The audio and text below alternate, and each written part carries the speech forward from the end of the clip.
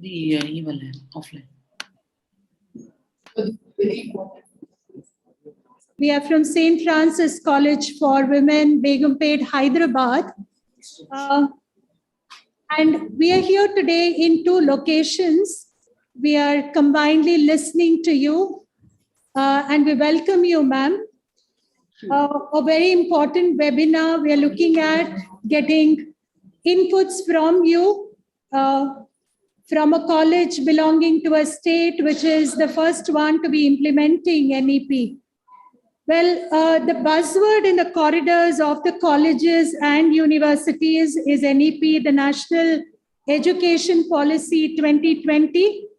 Well, it is an elaborate document, the first educational policy of the 21st century, touted to replace the 34-year-old National Policy on Education, NPE, that was drafted in 1986 and thereafter modified in 1992.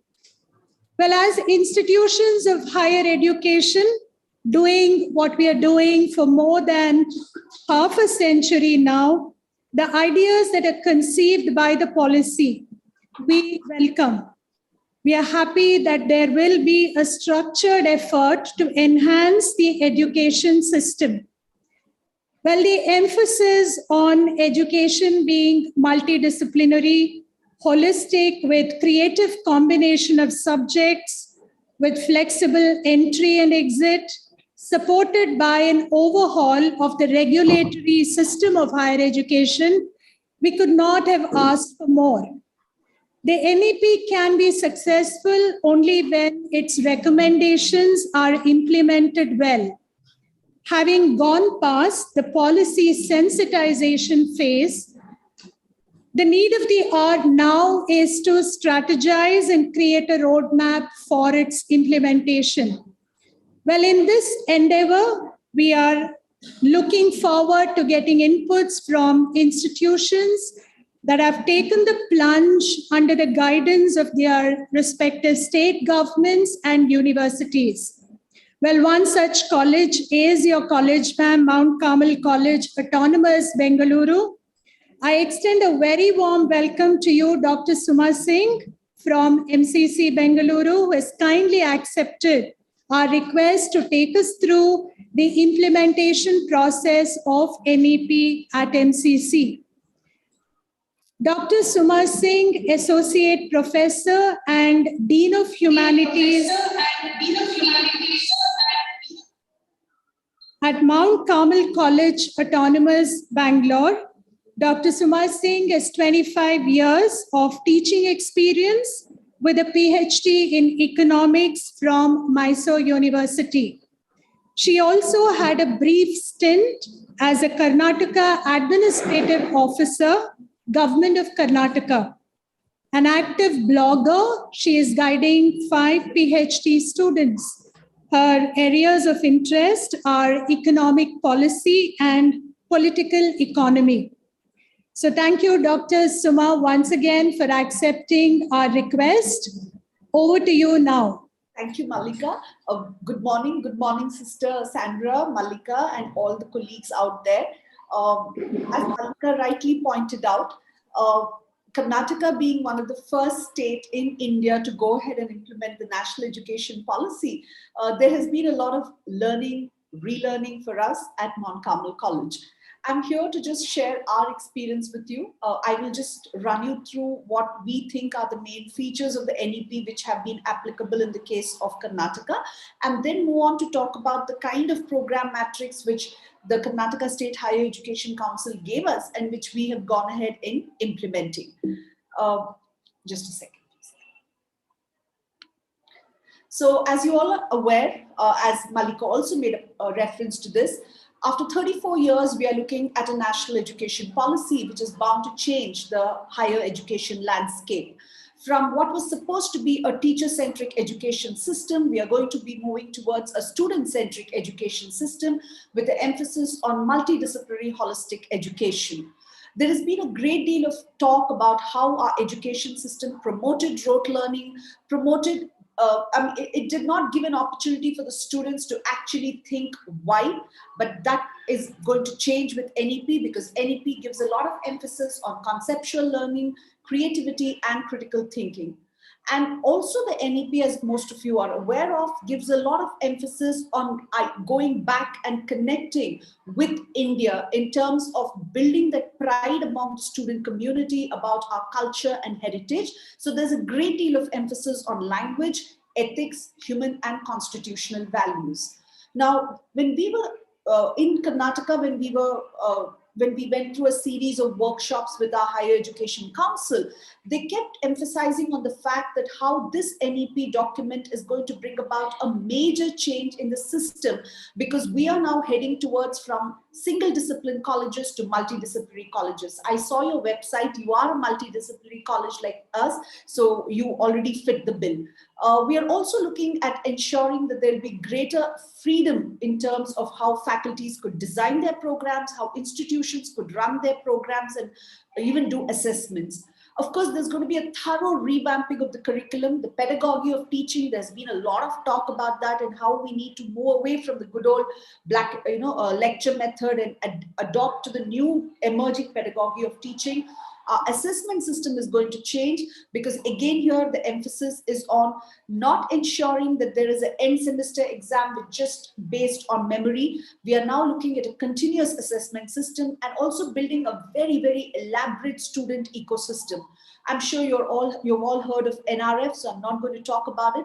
But I think for us as autonomous colleges, we are heading towards, in the next few years, at a system where the governance of autonomous colleges and all higher educational institutions are going to change, because we will now have to make a transition from our governing body to independent boards, which should have people drawn from society and other stakeholders, all stakeholders actually, of credibility.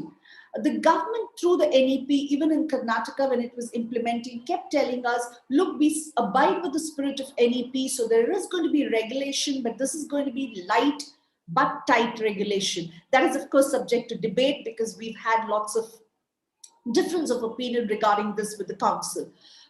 As most of us are aware, the entire NEP emphasizes on ensuring the gross enrollment ratio goes up in higher education. So a greater trust is going to be given on access, equity, and inclusion from the student community's point of view.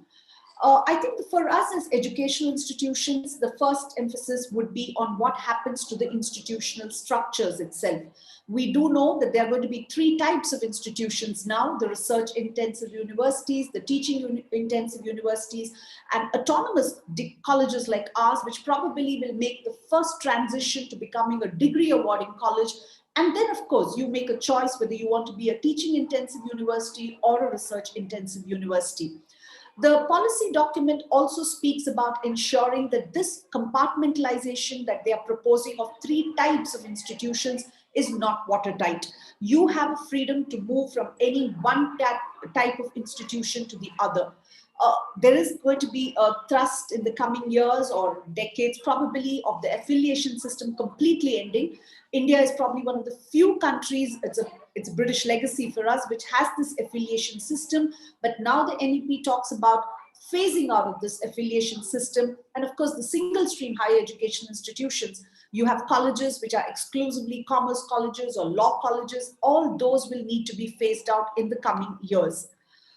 So what is it that we were told when we speak about holistic multidisciplinary education, which is what all our undergraduate programs should be? The student today, when they walk into the college, there's a great deal of watertight compartmentalization. For example, I'm a humanities student. I walk in, I want to do a program in, say, history, economics, political science.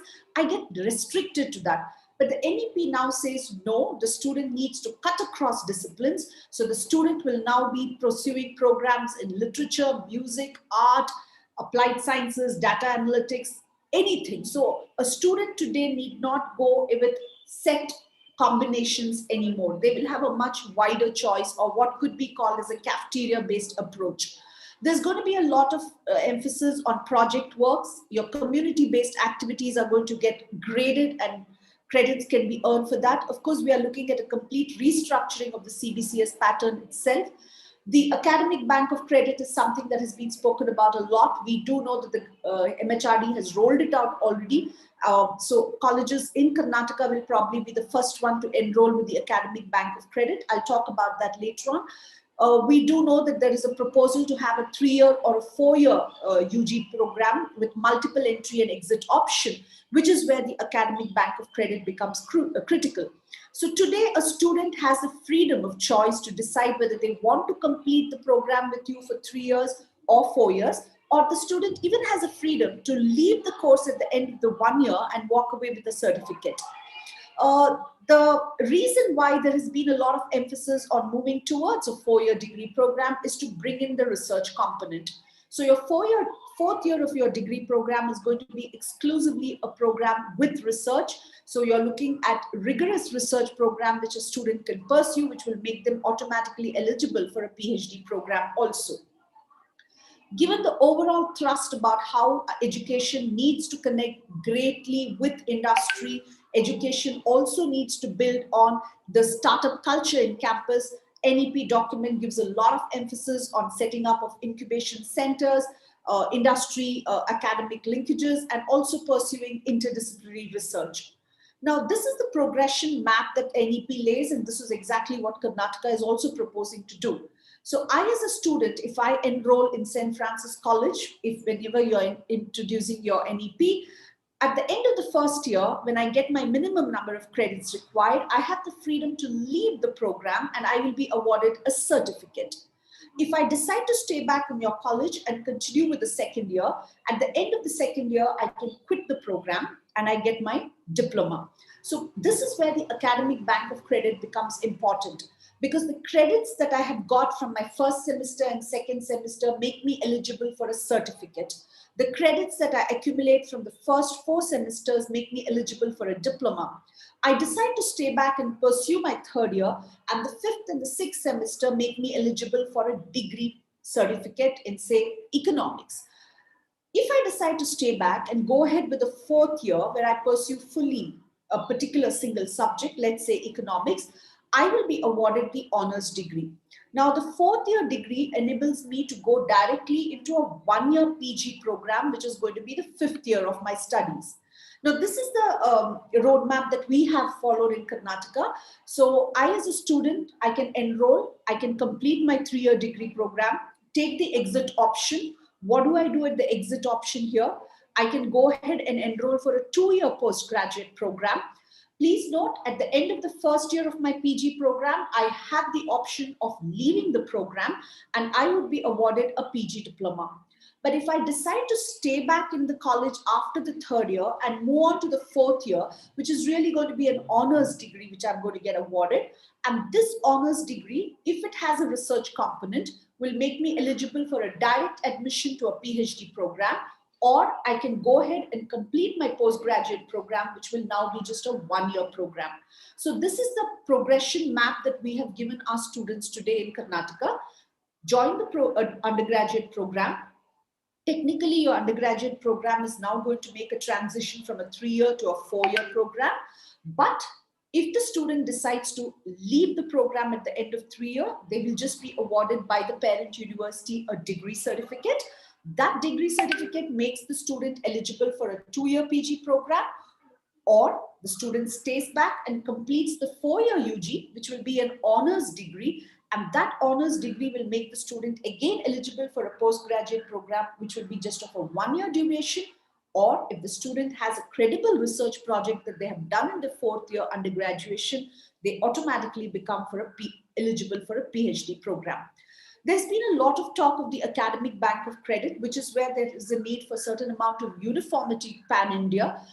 We do know that the government has already initiated the process. Government of India has initiated the process for the setting up of ABC. So student here will now have a great freedom in choosing any subject. Unlike the good old days when I walked into a college and probably chose, say, if it's a triple major, I'm not sure what you have. Suppose in Karnataka, we had a triple major concept. So I walk in for a BSc program in Mount Carmel College. I used to say, I choose CBZ, which is chemistry, botany, and zoology. My entire degree program was restricted to those 3 subjects. But today, that's not the case under NEP. The student can walk in and take chemistry with economics, take chemistry with marketing. So the student now has a freedom of choosing any of the subject. The student will be awarded credits, and it's the number of credits that the student gets. Cutting across disciplines, they can take credits from any discipline. It's the total number of credits, which is what is of greater importance in the awarding of the certificate or the degree or the diploma. So I need not go by faculty wise or stream wise anymore. I can pick my credits from across the stream and walk away with a degree certificate. I also now have a freedom of choosing any institution. For example, a student enrolled in Mount Carmel College this year, at the end of the 2 year or 1 year, can decide to shift the credits and move to St. Francis in Hyderabad. That kind of a freedom is given to the student, which is why the NEP is a student-centric policy. The NEP also allows the integration of the online and the offline model of teaching learning. We know the UGC has already issued the circular whereby it is told that 40% of the credits can be picked up from online, and they have currently restricted it to courses in Swayam. Now, of course, this requires a great deal of planning, and probably we'll have to wait for greater, greater clarity on this, because it's not going to be easy for us to merge the online and the offline thing. And also remember, we all have our workload issues for the faculty, and the faculty workload needs to be protected. But definitely the very fact that they are looking at merging the offline credits with the online credits that the student picks up, and the student can walk away with a degree, makes it very student friendly. And it also enables a student to have a lifelong learning experience, because the student need not be committed for the entire 3 year or 4 year anymore. They take a credit, they take a certificate, leave the course, come back after 2-3 years, go ahead and then go on to complete the degree. That kind of flexibility the student community today is going to have. Now, there has been a lot of emphasis on students in the NEP. We have been told that we need to come up with a system which is going to ensure optimal learning environment for the student community. The institutions and of course the faculty, because finally it's you who are going to draft your curriculum. You have to come about with innovative curriculums, pedagogy and assessment. The CBCS structure that we have been following is now going to be subject to review. The assessment pattern is also going to change depending on your state higher education council. There has been a lot of emphasis on doing away with the high stake term and examination, and bringing up a continuous and comprehensive evaluation system which will sort of evaluate the student throughout the semester. We are also going to ensure that whatever changes that you're planning academically, in terms of your curriculum, in terms of your delivery of the curriculum, in terms of assessment, all these are now supposed to get integrated into your institutional development plan. The IDP is going to become extremely critical for you as you make that transition towards introducing the national education policy. Again, student community needs to be counseled, whether it's personal or career. Now, one of the areas of NEP which has been a thrust area is internationalization. I know you're one of the colleges which has been ranked in NIRF, so you do have this option of going in for this internationalization. For this, you will need to go ahead and establish an international students office, first of all, in your college, and then work towards tying up for research collaboration, faculty exchanges, and student exchanges. The top 100 universities in the world are now going to be allowed to come into India. And of course, high-performing universities in India are going to be encouraged to set up campuses in other countries. But I think given the fact that you are an autonomous college and you are in the NIRF ranking, you probably will have to look at internationalization in a bigger way, because you will be automatically eligible for it whenever the NEP gets rolled out in your state. Building a strong ecosystem for the student community is something that we've always emphasized on, and I'm sure even your college does this. Continue with giving that vibrant campus atmosphere on the campus, build on more clubs and associations, because that is what the students are going to start getting credits for all that now. Have a very, very extensive counseling system. Don't restrict the counseling just to career counseling. Bring in personal counseling, because student community would need that. There is going to be a lot of emphasis given on enhancing your hostel facilities, because remember, if the gross enrollment ratio should touch 50% by 2030, we need to have greater admissions and better hostel facilities for our students. On-campus medical facilities is now going to be mandatory, and there's going to be a lot of emphasis on how many medical faculty do you have on campus, what kind of facilities are you providing. Incentivize the merit of students belonging to students coming from the marginalized section. This is going to be extremely important in the coming years. The government is going to give a lot of thrust on this inclusivity factor, and of course scholarships and free ships, which you as an educational institution need to work towards. Now, as the NEP gets rolled out, all the educational institutions are now being told to go ahead and scale up their infrastructure facilities, because we are being told that you will get the permission to take more students in the coming year, which means your infrastructure should match that increasing student strength. Every classroom today, we have been told, has to be equipped with the best of technology, because a lot of hybrid model of teaching learning is going to come in future. So technology needs to get integrated into our learning plans and in our class infrastructure. We as faculty, we have been told that we can design our curriculum, but I will tell you that's not true. But anyway, I hope in Telangana, you will get the freedom to design your own courses and programs. Please work on pedagogy, because I think that is much more critical. We all are very good in structuring our syllabus and curriculum, but I think it's the pedagogy that needs to be redefined. And I hope in the build up to the implementation of NEP as an institution, you will give a lot of emphasis on that.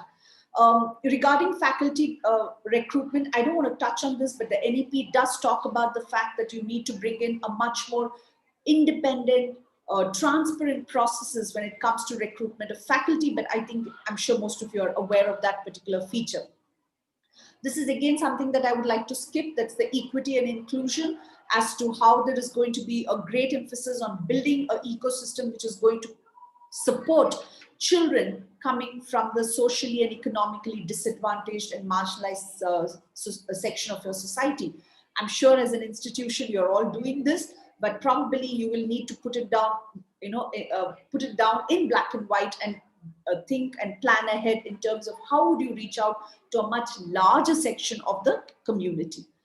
Currently, the BWalk programs that we have in Karnataka are not under NEP, but we have been told that the BWalk programs will continue. There was certain apprehension about what will happen to them, but we told they will continue, but we will also have integration of vocational program into the general degree program. The BWalk programs that are going to be there right now, the student will have a freedom to move from a vocational degree program to a general degree program, and vice versa. That freedom will also be given. Greater emphasis is being given on setting up of incubation centers on campus in tie-up with industry, which is something which all colleges have been told you need to work towards, because a lot of curriculum that is being drafted as per the National Skill Qualification Framework, which we have to keep in mind. This is again something I'm not going to touch on, that is the NRF. You do know that the entire funding for the research activities is now going to be changed, and it will be taken over by the National Research Foundation. This of course requires clearance from the MHRD, so we are awaiting that details. But I think what is important for us as autonomous colleges will be the change that is going to come about in the regulatory system. We are now going to have the Higher Education Council of India at the central, and the State Higher Education Council. So in Karnataka was one of the first state to have established the Karnataka State Higher Education Council, which has taken the lead in the implementation of the national education policy in our state.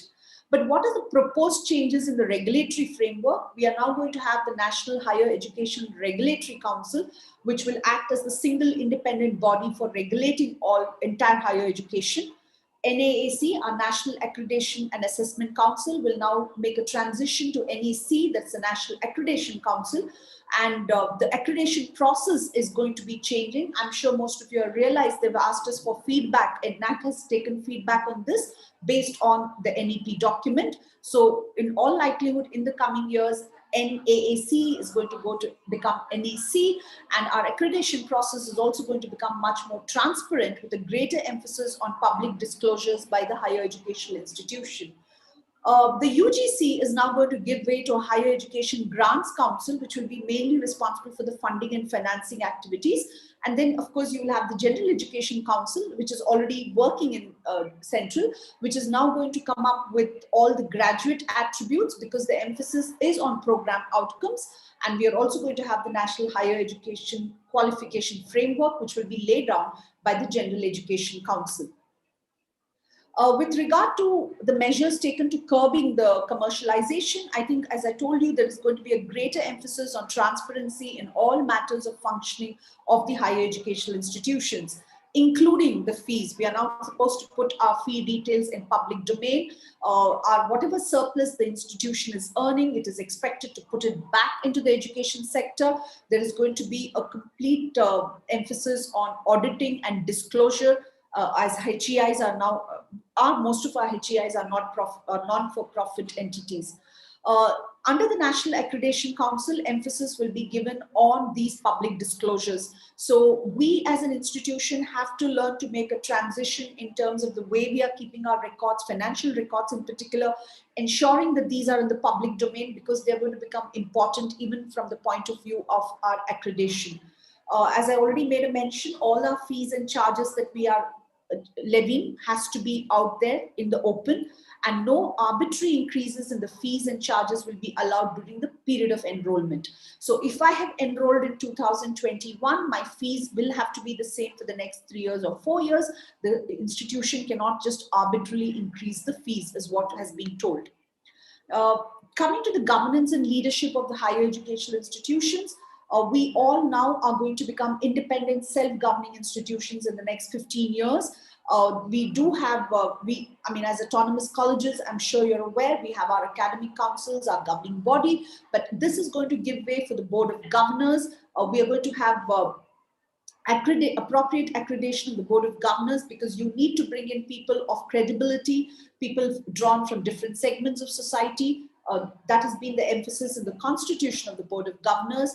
And the board of governors is going to be the main governing body of your institution. They will be responsible for every activity of the institution, and they are also going to be held accountable to ensure that there is transparent self-disclosures of all relevant records, academic, financial, administrative records in the public domain. So what the NEP does or suggests, at least from what we have sort of understood in the last few months, is that there is going to be transformative changes. There are going to be structural changes in the higher educational sector. There is going to be changes in terms of the regulatory framework. And of course, we are also now making a transition from what I think was a not so multidisciplinary approach to a much more multidisciplinary framework of education system. So as an institution, what kind of changes are we looking for? There are going to be macro changes which are beyond our control, right? So you're going to have regulatory framework that will come in from the Ministry of Education. There'll be regulatory frameworks that are going to be introduced from your state higher education council, and the structural reforms that are going to come in when we have to make ourselves come in one type of institution. It could be research intensive, teaching intensive, or a degree awarding autonomous college. I think that is beyond our control. But I think what we need to focus is the micro changes that have to be coming about in our own institution. At an institutional level, there has to be a great deal of change, and more so at an individual level. So what are the kind of institutional level changes that you need to be prepared for in the coming years? The first emphasis would be on you have to strengthen your infrastructure. It is not just about what we have and the bringing in more labs or computers, etc. I think if you are looking at the long term to move into the type 2, which will be the teaching intensive universities, you will have to look at scouting for new campuses for yourself, coming up with better buildings which are equipped to have the hybrid model of teaching learning. Strengthen your IT support, which is going to become very, very critical in the coming years.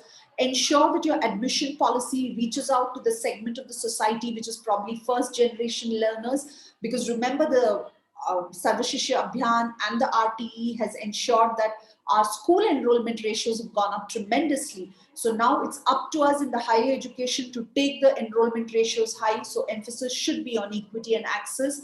The faculty we have needs to completely go through much rigorous faculty development programs.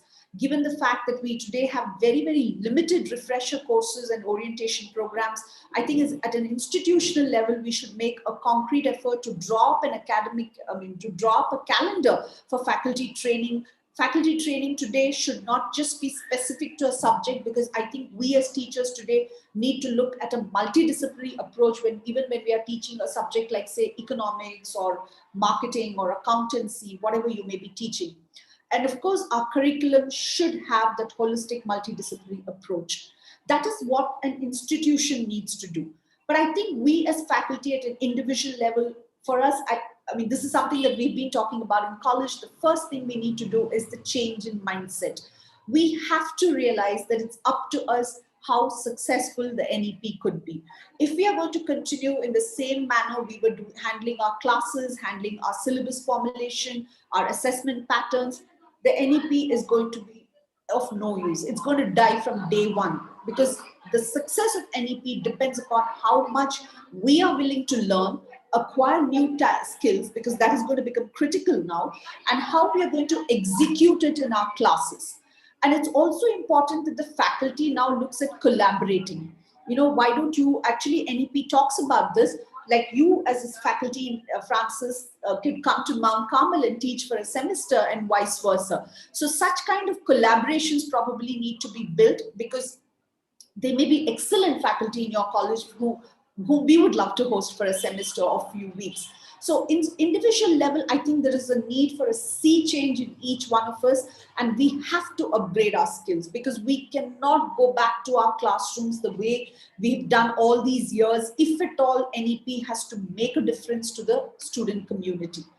Now, I will move to what has been proposed in Karnataka and what we have actually implemented. This is the curriculum framework. The Karnataka State Higher Education Council actually constituted curriculum committees which drew largely academicians from public universities who were given the responsibility for formulating the curriculum. The first thing that they did was, Karnataka had a concept of a triple major. So if I enroll for a BA, I have to take 3 subjects. So it could be history, economics, political science, psychology, economics, sociology, anything like this. And the same held good for science. The BCom, of course, is a different ball game altogether. Now, we decided now to move away from the triple major system. So Karnataka has done away with the triple major. And today, although the NEP and the UGC speaks of a single major, we now have a 2 major idea or 2 subjects. So if I'm enrolling for a program in Mount Carmel today under NEP, I have to choose 2 subjects. I'm talking purely of the arts and the science stream. So for example, students in our college have taken history, economics, they've taken journalism, psychology, communication studies, psychology, economics. Like this, I think we have roughly around 15 combinations in humanities, and we have around 15 to 20 such combinations in the science stream. Of course, we have single majors, like commerce, for example, is single discipline. You have home science, you have fashion designing, all those are also there. So this was the first major transition that happened. We dropped the triple major and we have now moved towards a concept of 2 majors. And when we were, the curriculum committees of the State Higher Education Council have given us a broad draft in terms of the paper titles and is a complete syllabus of the first 2 semesters, because we rushed into the implementation of NEP. So we don't have a syllabus for the entire 4 years, but we have for the first 2 semesters. So what has been the emphasis of the council when, as an autonomous college, of course, we have used our freedom into, to make changes in the curriculum and syllabus, but we were told this is how you will have to work towards it. The year 1, the objective is just understanding and exploration, because remember, the student has a freedom to leave at the end of every year. So what will be the courses you will have offer? We'll have the core courses, which will be discipline specific. Then they have also introduced something called open elective. Now, open elective is what makes the entire degree program multidisciplinary in nature. Now I'll go back to an example. I'm a student who has enrolled for chemistry and botany. That's my BSc program. Those are going to be my two major papers or subjects, what is called as core courses. But I also need to go and take a course from a non-science stream. I'm a student enrolled in science. Now I have to go to humanities or commerce and take a course from them, which is called an open elective. Now, this open elective has been kept for 4 semesters in the framework that we right now have in Karnataka. So the student is doing a core course. In my example, it was chemistry and botany. And I have to take an open elective, which could be from the humanities stream or it could be from the commerce stream. Apart from this, we have the mandatory ability enhancement course where we have the 2 languages. One is English and the other is Kannada or Hindi and Sanskrit and all that. Then there is the compulsory ability enhancement course. We have been given 2 compulsory ability enhancement course. This is again as per the UGC guidelines. One is of course the Indian Constitution. The other is your environmental studies. The 4th component of the first year program is going to be the skill enhancement or the development courses. Now, in the skill enhancement course, the council gave us digital fluency as the skill enhancement course for first semester. But they also told us that if you feel you're not in a position to implement this course, you can formulate your own courses. So what we have done is, for the first semester, we are offering something called the soft skills. It's communication and soft skills is the skill enhancement course we have given. Under the skill development courses, yoga has been made mandatory. They have to do it. And there is also one more course called the health and emotional wellness course. So these are the 3 courses which will come under the skill enhancement or development course. So right now in our college, we are offering the communication and soft skill as the skill enhancement course. The skill development course in our case is yoga, which is mandatory. And the other one is something called the health and emotional well-being course. So these are the kinds of courses we have for the first year. The outcome that the council has told us, the students should get a basic understanding of the disciplines. There should be language competency, which is very important, and generic skills and basic skills is what they are looking at.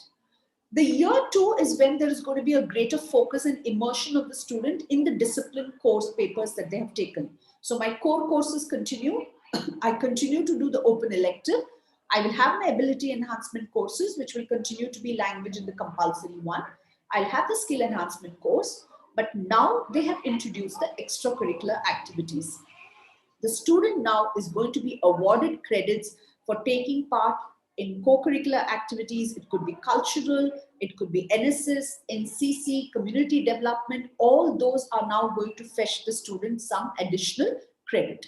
Again here, the outcome has been very, very clearly specified by the council as to this is the outcome that the student should have. Because remember, the NEP talks about program outcomes in great detail. So the outcomes have been spelled out clearly by the council. Moving to the year 3, this is going to be real-time learning. I'll have my major discipline course now. Remember, I started with chemistry and botany, but now I am going to choose one of them as my major course. So let me say I take chemistry as my major, then botany is going to become my minor. I will also now be doing discipline-specific elective courses, which means in chemistry, which is my major, I'm going to have elective papers offered to me. They have introduced vocational course now. It's mandatory that the student has to go do a vocational course, but we are still waiting for guidelines as to whether this vocational course should be related to my major or it can be something more generic, and the skill enhancement courses will continue. So here the outcome is the student is now going to have an in-depth learning of the major discipline. The skill sets of the student will come in picture now because we are focusing on employability of the student, and there is going to be a thrust given on experiential learning. The student now is eligible to leave the program at the end of 3 years, get a degree and go away. But if the student decides to stay back with us for the year 4, the objective is deeper concentration of the student in the major that they have chosen. So the kind of courses we are going to be having is the major discipline core and the elective course. And now the research methodology paper will come in and the student will have to go about doing a research project with DES station, and internships have been made mandatory at this particular point. So what is the outcome at the end of the 4th year? The student is going to have a deeper and advanced learning of the major discipline. Research competency is going to develop. And of course, if the student has done a good research project, they automatically are going to become eligible to pursue a PhD program. So what are the expectations from the curriculum under NEP when you people are going to draft it? Please remember, the graduate attributes of the program outcomes have to be clearly spelled out. At the end of every year, we need to say this is the program outcome, because there is an exit and entry option for the students. So be very clear as to what are the program outcomes. Focus on largely the critical thinking, problem solving, collaborative effort which the student needs to build up. Multiple entry and exit option is there, as I already made a mention. Again, here we should introduce only multidisciplinary and interdisciplinary courses. That is the thrust given now. For example, let me give you this in commerce. No, we did not have languages offered after first year. But now they have told us you have to have languages offered till the 4 semesters, that is the first 2 years. So that's a change, because they believe that the student has to have some exposure to languages, not just English, also some other Indian language. The content, whatever you're developing, must be relevant to the outcome. So there has to be a match between your syllabus content and the program outcome or the graduate attributes that you're hoping to develop in your students. Please focus on skills, because that is what the NEP actually focuses on, because we know our graduates are not employable in majority of the cases. So you have to look at making a transition from classroom teaching learning to experiential learning. That has been given a great deal of focus and weightage. The pedagogy of teaching, I think, has to completely change. Project-based learning should come in. There has to be an activity learning techniques. See if you can bring in technology-based learnings, and assessments have to completely be altered. I will just touch on the assessments later on, or let me just complete it. Now, what we had in Karnataka, although we are an autonomous college, we did follow the examination broad pattern given to us by our affiliated university. So we were following a pattern where 30 marks was internal and 70 marks was the end semester. But now under NEP, they have changed this to 40-60. So 40 marks are going to come from internal assessments, where we are having 2 test components, and we have projects and we have assignments. All these have now been integrated to for 40% or 40% weightage has been given to that continuous internal assessment.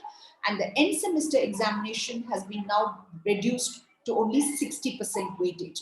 I personally feel the end semester examination, the way they have given us the question paper pattern, there is a lot to debate about it, but they're still sticking to the good old method of section A, section B, section C. But the emphasis is definitely on continuously evaluating the student. So just to again go back, what are the nature of courses that we are offering in Karnataka under NEP? We have the discipline specific core. We have the specific discipline electives, the open electives, which is where the multidisciplinary angle will come in. Languages, which are mandatory now, they have to do it. There is also the option, there's also the compulsion of doing the compulsory courses, whether it's constitution or environment. Skill-based courses are going to be done by the student throughout the semesters. At least the first 2 years, they're definitely going to be doing skill-based courses. Value-based courses, yoga has been made compulsory throughout all the SEMs. And apart from that, there are other courses which I'll just refer to now. Vocational courses, we are waiting for guidelines. This is something that comes in only from the 3rd year onwards, but that has been integrated into the regular degree program, and internships have also been made mandatory. Now, this matrix of what I have shown here is just to give you an idea as to how we have structured our undergraduate program today. So this is the way a BA or a BSc program will be for subjects with practicals. So let me take an example. Let me go back to a science example, say chemistry and botany. So my A1 here, let it be chemistry, and B1 is botany. So we are going to have this as the discipline specific core papers. So we have 2 courses or 2 subjects, which will be the discipline specific core, chemistry, botany.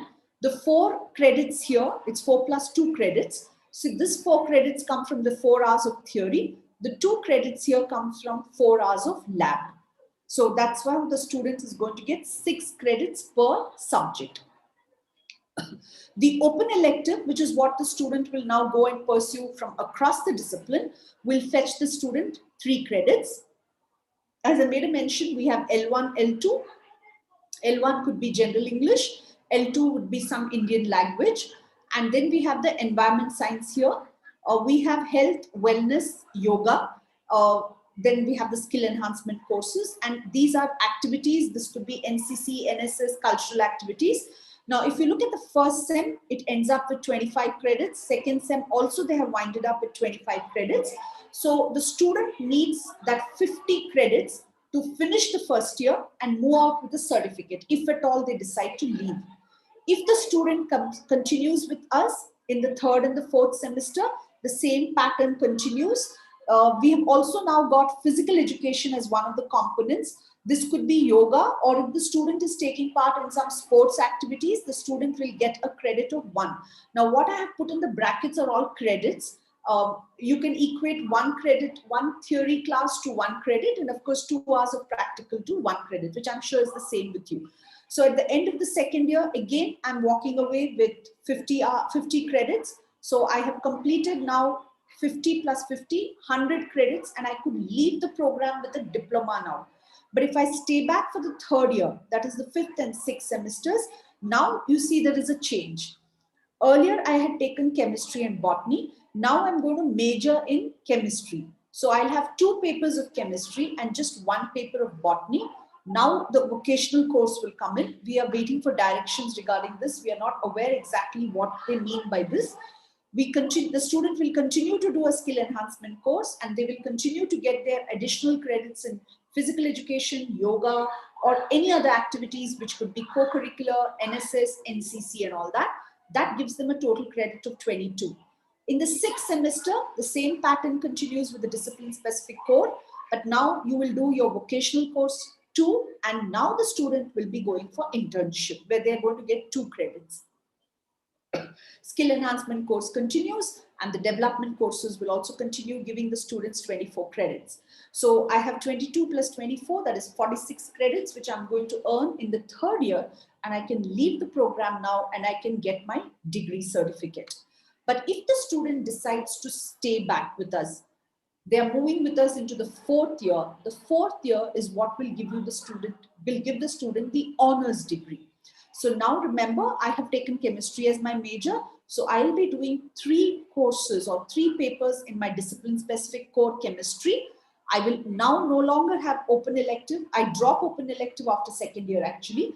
Now I'm going to have discipline-specific electives. So we'll have 2 elective papers in chemistry itself, and the student is going to do a research methodology. Now there is no ability enhancement or skill enhancement courses in the 4th year, because the student is now moving towards greater concentration in the core subject. In this 8th semester, which is my last sem, I'll continue to pursue 3 papers in my core paper.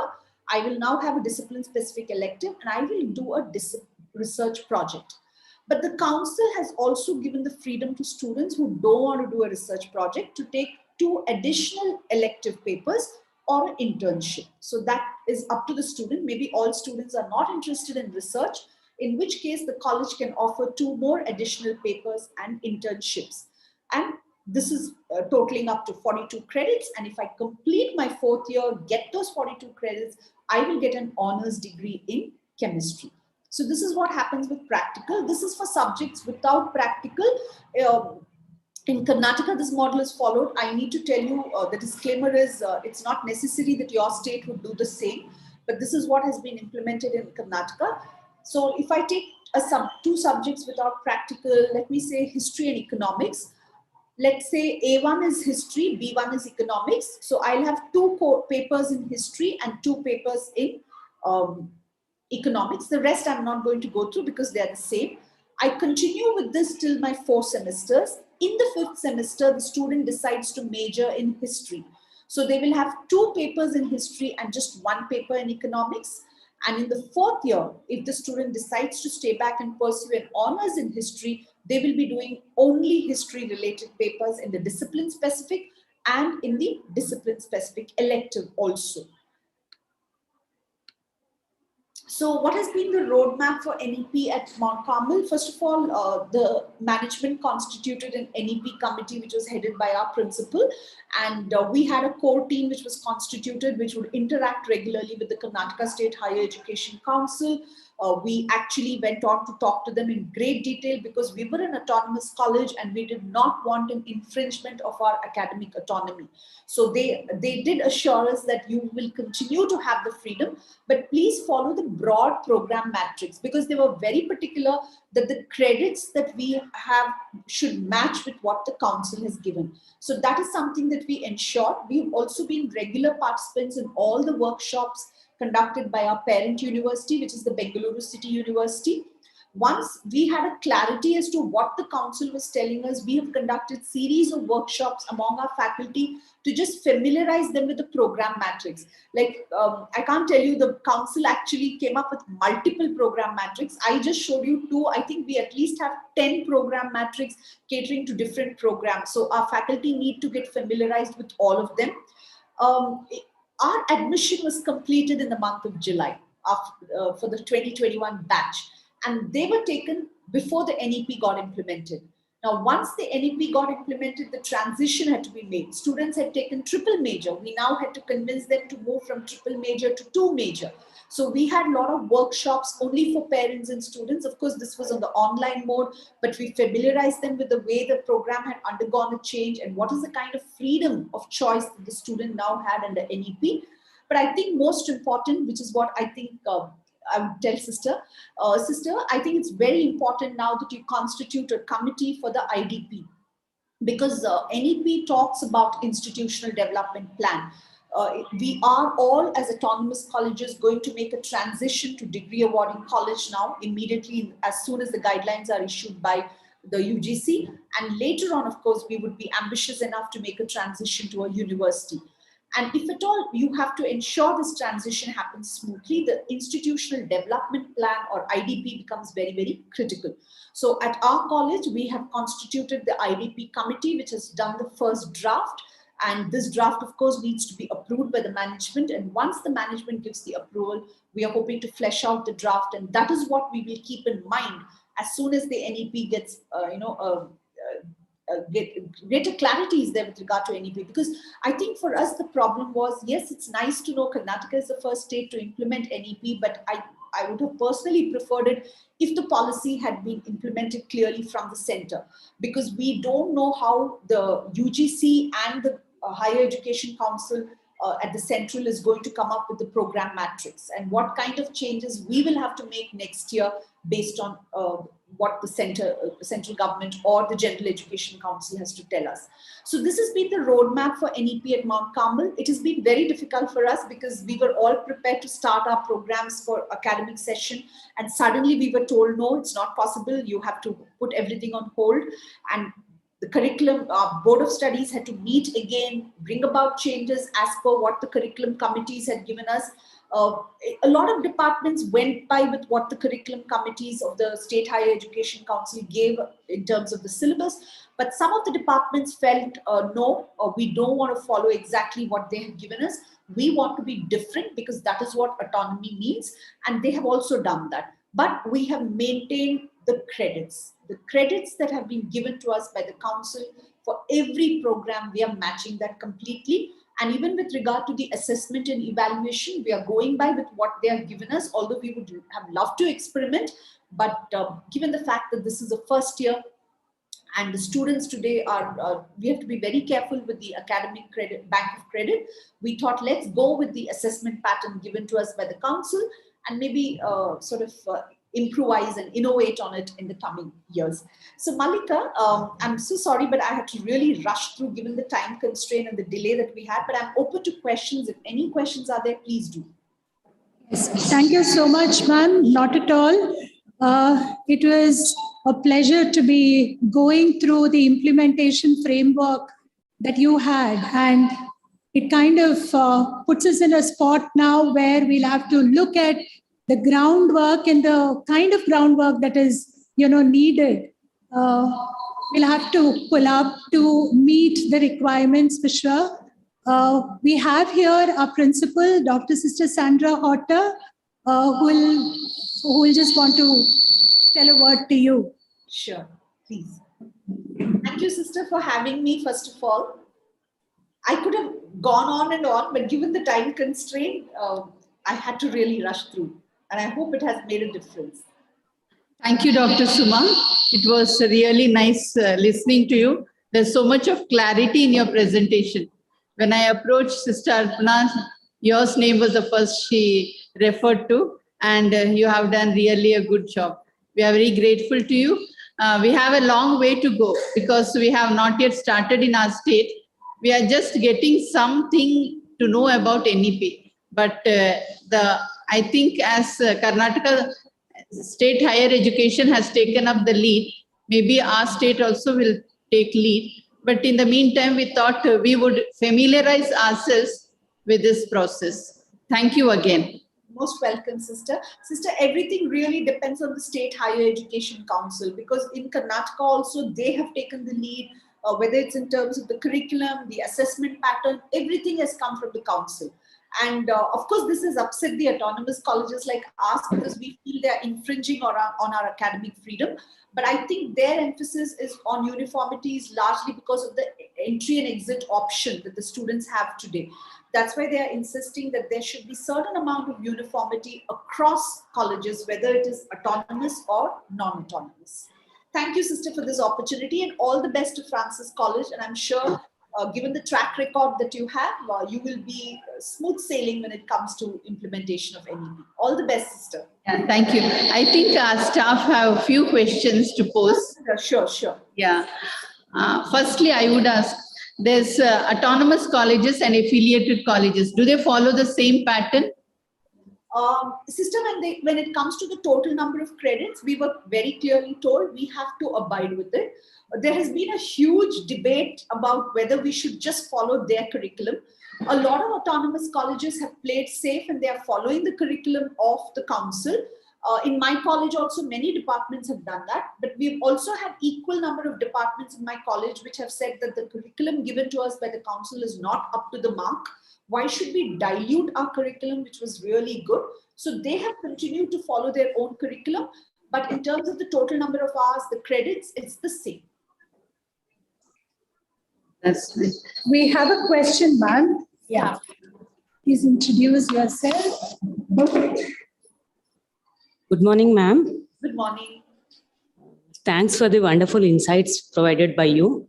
As per the curriculum,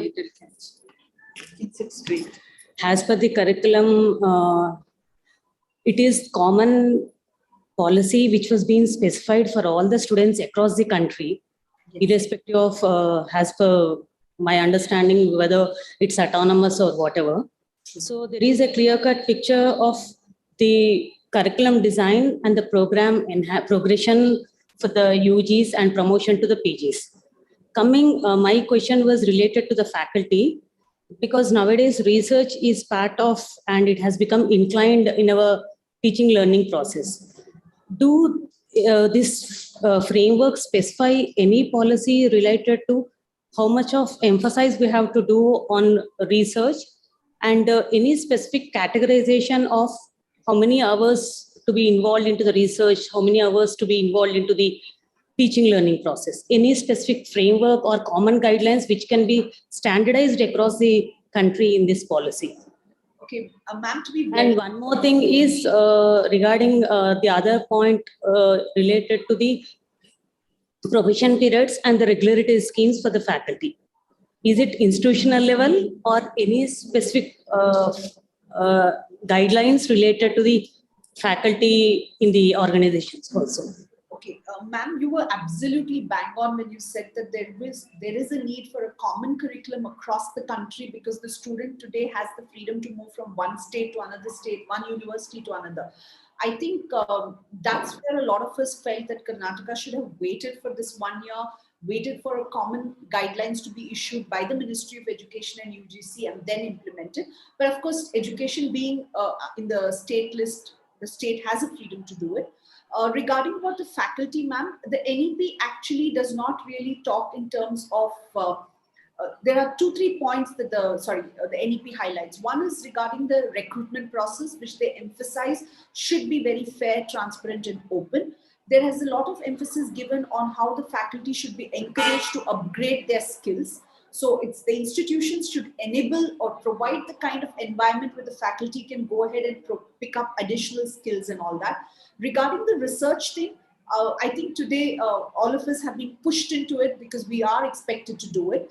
But I'm sure there's a rethinking on this, ma'am, because a couple of weeks ago, the minister actually told that maybe PhD should not be made mandatory, because what they have realized is that the quality of teaching has got compromised in the name of recruiting only people with PhDs. So maybe there's a rethink, but at our state level, ma'am, there is nothing with regard to the faculty that has been told, whether it's in terms of the training and all that. So institutions have themselves taken up certain measures for training their faculty. But I suspect this is not enough, because there has to be a lot of emphasis on pedagogy of teaching. To our credit, I feel, ma'am, we all know our subjects and we know how to, what is important with regard to my subject. But I think where we need to sort of unlearn and relearn is the pedagogy of teaching. How am I going to go into a classroom and teach today, which will make NEP actually implemented in true spirit, is where I think institutions need to focus. Even in our college, we have been telling the management that this is where the teachers need to be trained. Subject knowledge is there, but please train them in terms of the new techniques of teaching itself. But ma'am, there's nothing otherwise in the NEP specific to whether it's mandatory for the faculty to do so many hours of research. Nothing is there, ma'am, right now. I think we'll have greater details coming shortly, because it's up to the UGC, which is of course going to get completely rebranded, but they have to issue the guidelines. Thank you, ma'am. Thank you so much.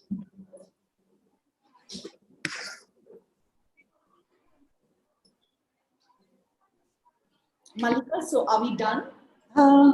Just give us a moment, ma'am. We'll just see if there is any more questions. Yeah, I think we have one from the second venue. Yeah. Yes, please go ahead. Hello, ma'am. Hi. Myself, Dr. Subhi Varghese. I head BWalk program. I have two questions, ma'am. In the present curriculum, we are following 180 credits. Yes. Okay. So according to NEP, when we come with the fourth year, how many credits we have to include now more, or within 180 credits, we have to frame 4-year program?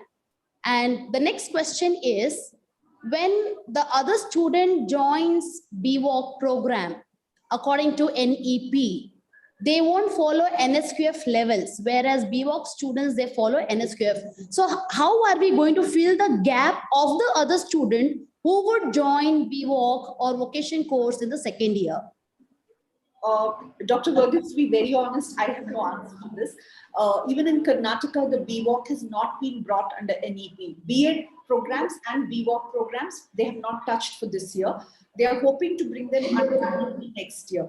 But I'm presuming, as you rightly said, that 180 credits, they're going to emphasize on it, that is the number of credits the student has to get, or whatever is the number of credits your council will give in order to get the honors degree. But there's no guidelines regarding whether a student has a freedom to crisscross from a general education to a vocational education. We have been told it will be allowed. But again, nothing, no guidelines, ma'am, on this. So I'll have nothing much to tell. Right. Thank you so much, ma'am. Thank you. Thank you. We have with us now Dr. Savita Sukumar, our IQAC coordinator, will propose the vote of thanks. Thank you, Dr. Mallika. Very good morning to everyone. It's my pleasure to be proposing the vote of thanks to Dr. Suma Singh for this wonderful information sharing. Ma'am, you really brought in all that is required from a higher educational institution to be in this race of being a quality provider in the field of education. We're all looking forward to this vision taking shape as being higher educational institutions which are multidisciplinary. We look at the positivity with which you started saying that we are already multidisciplinary. So we have a long road to go ahead. And thank you so much. With this limited time, you, I think, delved on everything that's possible, starting from the regulatory framework to the holistic multidisciplinary approach that we have to be adopting in the future, the re-imaging of the vocational education, the pedagogy redefinition, and so many things. Thank you for sharing that wish list, the things to do. We are going to pull our socks up and get started. And congratulations to Mount Carmel College. You have the first mover advantage. We look forward to our state to bring in the policy document with regard to implementation of the NEP. And I think the months ahead are going to be quite a challenge for us. We take motivation from colleges like you. And hopefully, at a point in time, we'll also be sharing our experience to other institutions here. Sincere thanks to your principal, Dr. Sister Arpana, for making this opportunity possible. Special thanks to our principal, Dr. Sister Sandra, Vice Principal, Sister Shirley, and Dr. Mallika for making this webinar possible from our end. Special thanks to our technical support, Mr. Krishnamurthy and Mr. Kiran, for all the arrangements to make this webinar a success. Thank you all. Thank you all, and all the best. Dr. Sister Sandra, I wish you all the best, and I'm sure you'll be one of the first institutions to be a degree awarding college and later on a university. All the best. Thank you. Thank you so much, Dr. Suma. Thank you for that. Thank you, ma'am. Thank you.